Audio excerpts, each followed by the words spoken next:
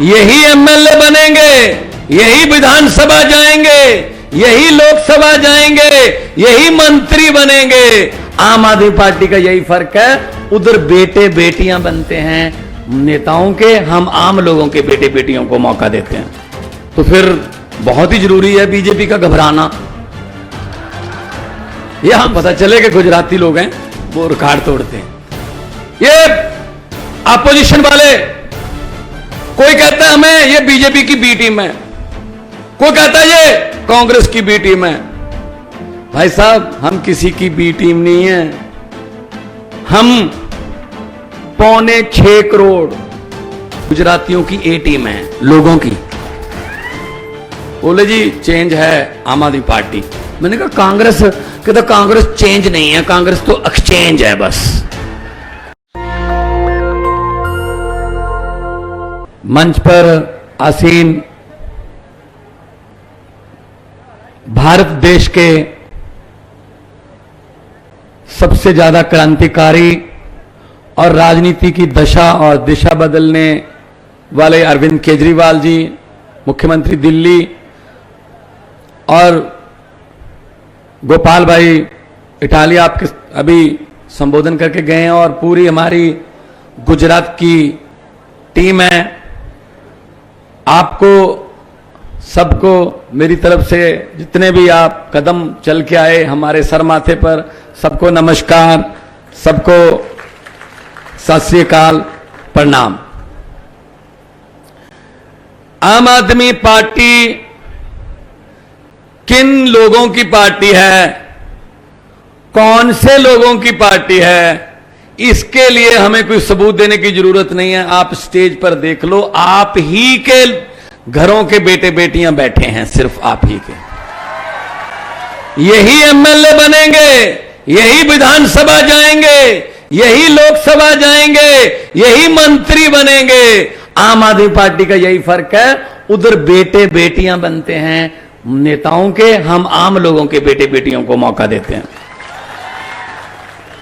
मोरवा की धरती, पवित्र धरती, पंचमहाल की धरती, पवित्र धरती, यहां के लोग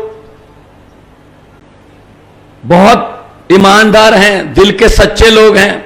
मुझे बताया गया, पहली बार मैं यहां पे आया हूं, और जब सच्चे लोग इकट्ठे हो जाएं एक जगह पे, जैसे अभी आप आए हो, तो फिर जीत सच्चाई की होती है, जीत जो है वो सच की होती है।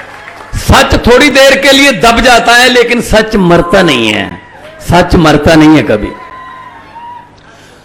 तो आप लोगों का इतनी बड़ी संख्या में यहां आना,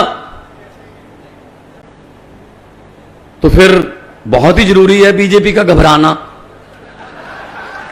ये हमसे नहीं डरते, ये अरविंद केजरीवाल जी से नहीं डरते, हमसे नहीं डरते।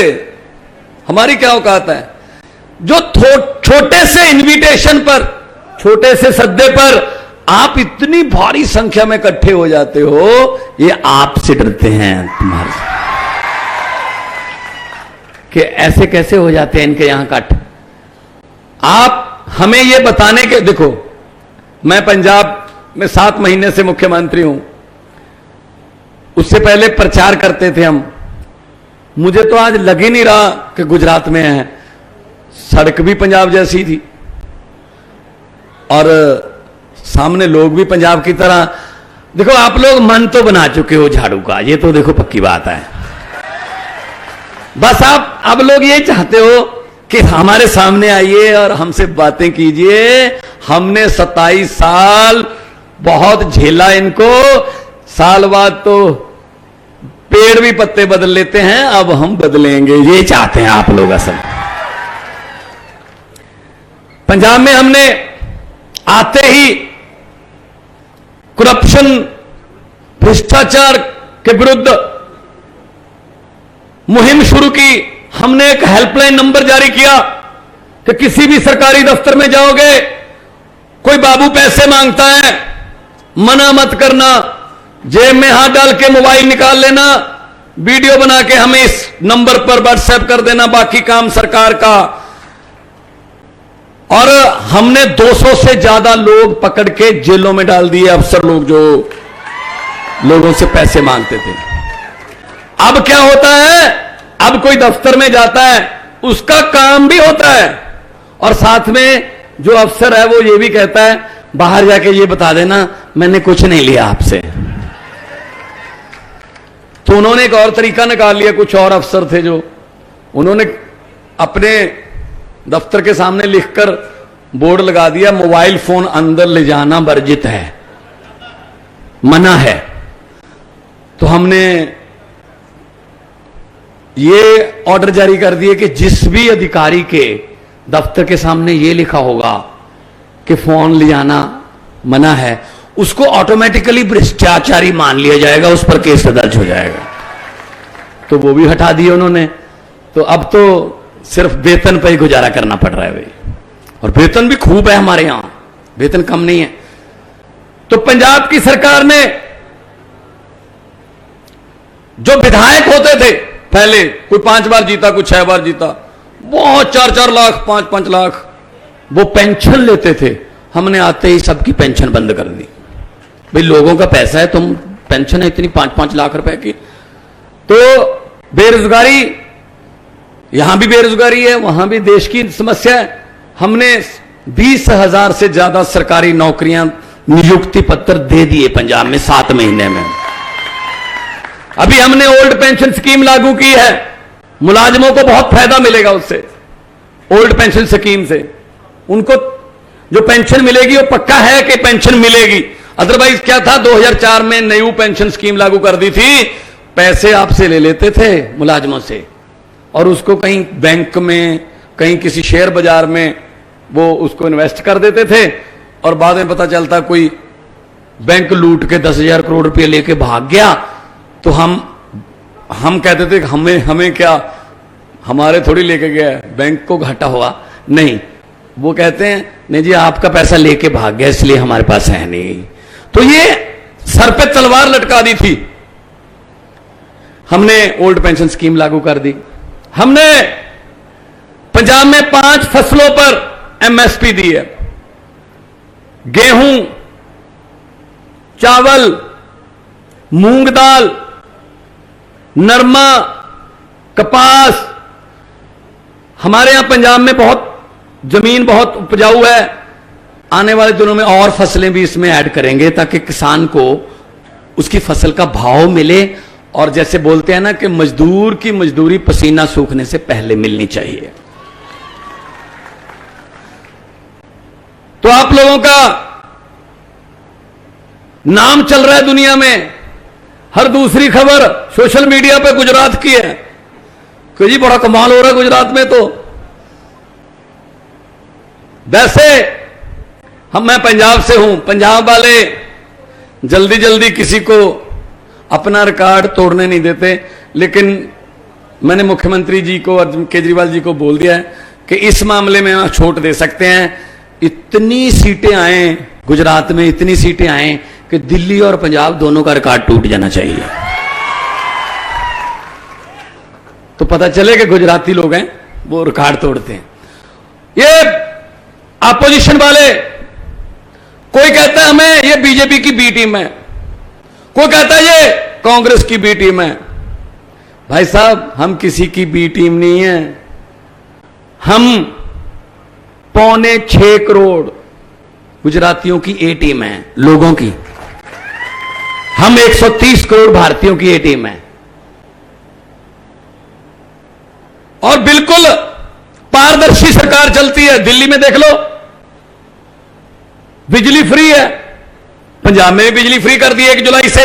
1 जुलाई से हमने गारंटी ली थी इलेक्शन के समय कि हम 1 जुलाई से बिजली फ्री कर देंगे, हमने कर दी। 50 लाख घरों को जीरो बिल आया है जी, 50 लाख घरों को। यहां क्यों नहीं आ सकता? आ सकता है, नीयत चाहिए, बस नीयत चाहिए, नीयत। सो एक बार मौका दे दो। आम आदमी पार्टी वाले एक बार मौका मांगते हैं, बाद में लोग किसी और को मौका ही नहीं देते। चाहे बीजेपी से पूछ लो दिल्ली में, कांग्रेस से पूछ लो दिल्ली में, 0 एमएलए, कोई भी एमएलए नहीं है कांग्रेस का दिल्ली में। 15 में भी कोई नहीं था, 20 में भी कोई नहीं है, और जो हैं यहां पे मेरे ख्याल में 20-22 तो बीजेपी में चले गए कांग्रेस वाले। वो तो मैंने, एक लड़का मुझे मिला गुजरात से, मैंने कहा जी गुजरात वालों को क्या चाहिए? वो कहता जी मान साहब गुजरात वालों को परिवर्तन चाहिए, चेंज चाहिए। मैंने कहा चेंज कौन है? बोले जी चेंज है आम आदमी पार्टी। मैंने कहा कांग्रेस? कहता कांग्रेस चेंज नहीं है, कांग्रेस तो एक्सचेंज है बस। वो तो किसी के कम हो गए, 4 इधर ले जाओ, 5 इधर ले जाओ।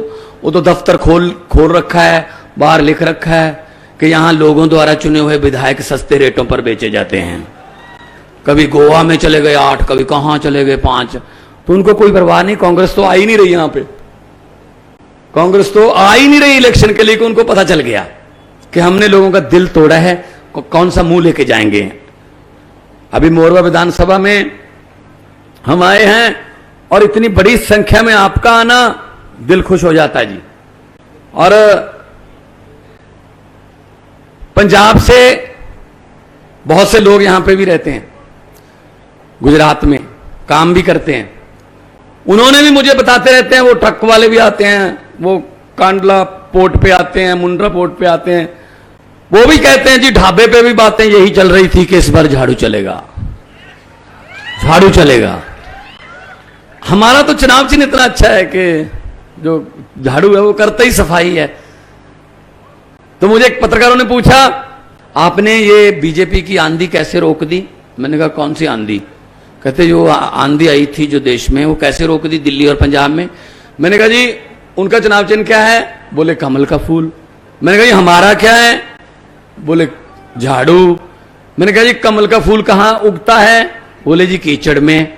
मैंने झाड़ू क्या करता है? कहते जी कीचड़ की सफाई।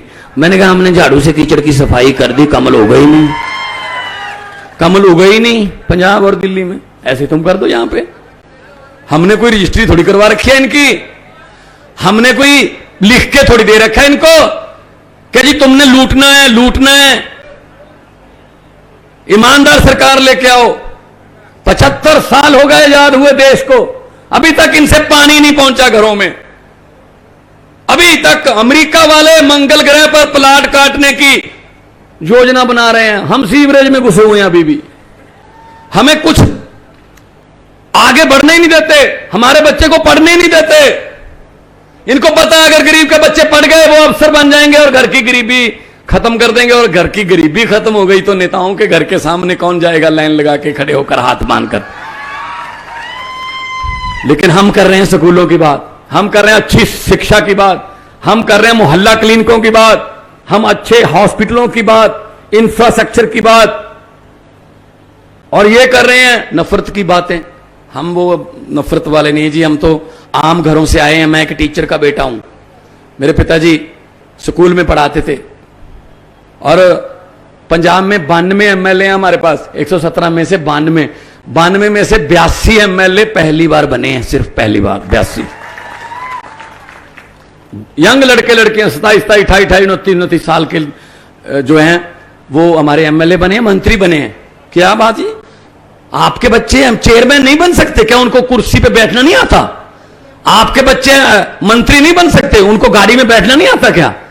ना, हम लोग तो मुर्दाबाद के नारे लगाने के लिए रखे हुए हैं। जनता तो बस इधर ले जाओ, इधर ले जाओ। अंग्रेज अभी शर्मिंदा हैं, जो अंग्रेज आए 200 साल हमें लूट कर गए, वो शर्मिंदा हैं कि हमने 200 साल में इतना नहीं लूटा था जितना 2 साल में भारतीय खुद को लूट लेते हैं नेता लोग हमें। भ्रष्टाचारियों को मैं कहना चाहता हूं, जितने मर्जी इकट्ठे कर लो पैसे, हीरे मोती, मगर ख्याल इतना रहे कफन पे जेब नहीं होती। सब कुछ यहीं रह जाता है, सब कुछ नहीं लेके जाएगा साथ कोई। बद्दुआएं लेके क्या करोगे? गरीबों की बद्दुआएं ले रहे हैं ये। सो मैं मोरवा में कोई मैंने पहाड़ खरीदना है, ना ही मैंने मोरवा में कोई मेरे चाचे के बेटे को कोई माफिया में हिस्सा डलवाना है, ना ही मैंने कोई ठेका लेना है यहां पे बिजली का या किसी और का। मैं तो सिर्फ आपको ये बताने के लिए आया हूं कि पंजाब में भी पहले ऐसे ही चलता था, 5 साल वो, 5 साल वो, 5 साल वो, 5 साल।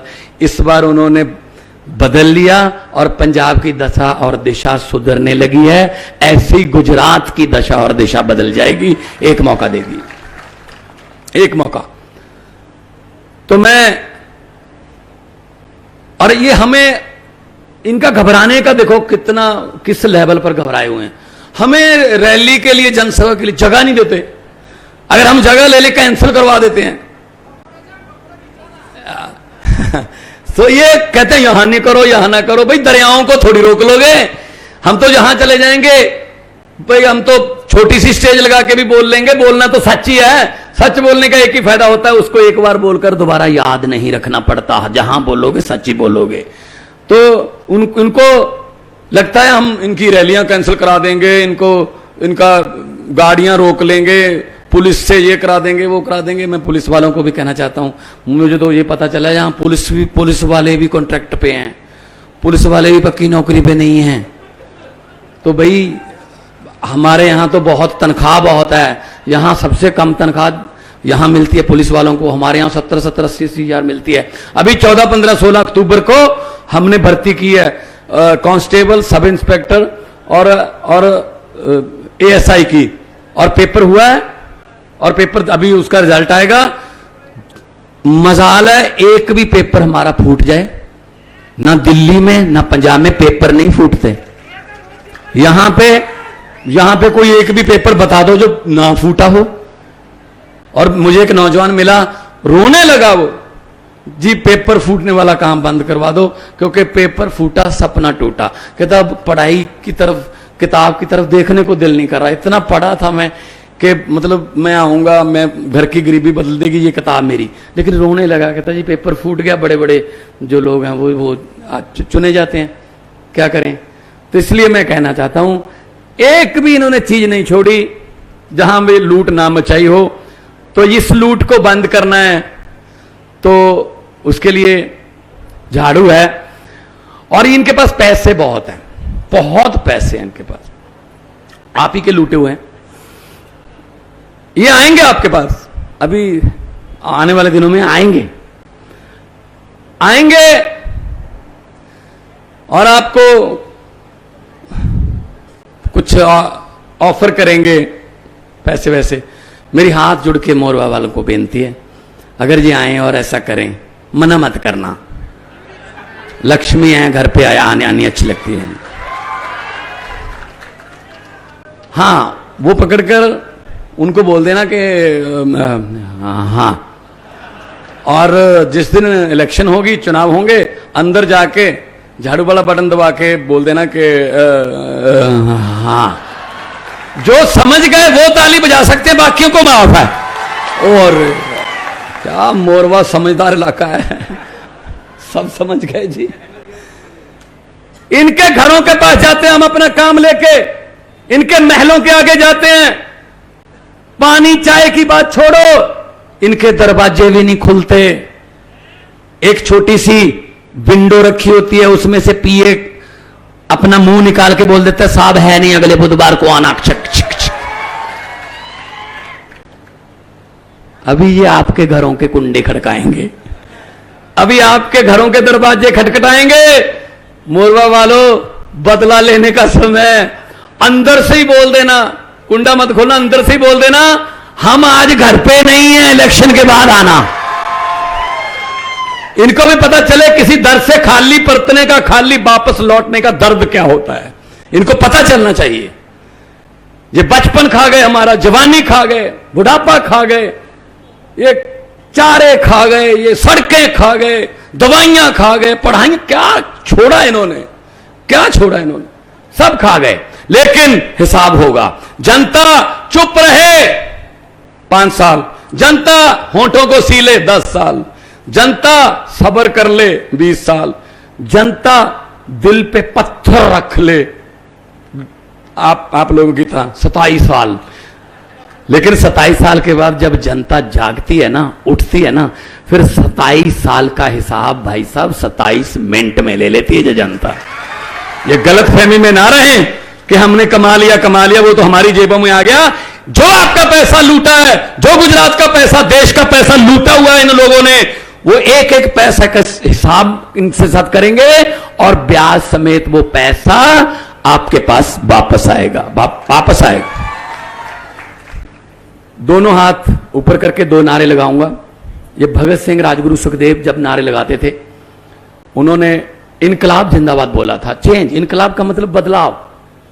तो तब जब वो नारा लगाते थे तो अंग्रेज थर थर कांपते थे।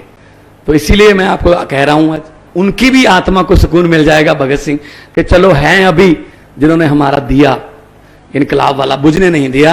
तो दोनों हाथ ऊपर उठाकर ऐसा नारा लगाएं, ये बड़ोदरा तक आवाज जाए, ये गूंजे आसमां, और जो भ्रष्टाचारी बैठे हैं, या 2 4 तो 10 15 तो आए भी होंगे सुनने के लिए, उन्होंने अपने आकाओं को बताना भी है, जी काम खराब है, इधर मत जाना, इधर तो लोग पलट गए हैं। तो थोड़ा उनको पता चलना चाहिए कि नारा दिल से लग रहा है, इनकलाब, इनकलाब, वंदे, जय जवान, बोले सो निहाल। बहुत बहुत धन्यवाद, आपने मुझे इतना प्यार से सुना और इतना संयम से सुना। तंदुरुस्त रहिए, खुश रहिए, तरक्की करें। बहुत बहुत नेशनल दस्तक की आपसे गुजारिश है कि अगर इसको बचाना चाहते हैं तो नेशनल दस्तक को सब्सक्राइब करने के लिए रेड कलर के सब्सक्राइब बटन को दबाएं, फिर बेल आइकन की घंटी दबाएं। नेशनल दस्तक को बचाने के लिए बहुत जरूरी है कि हर खबर को शेयर करें, लाइक करें, कमेंट जरूर करें।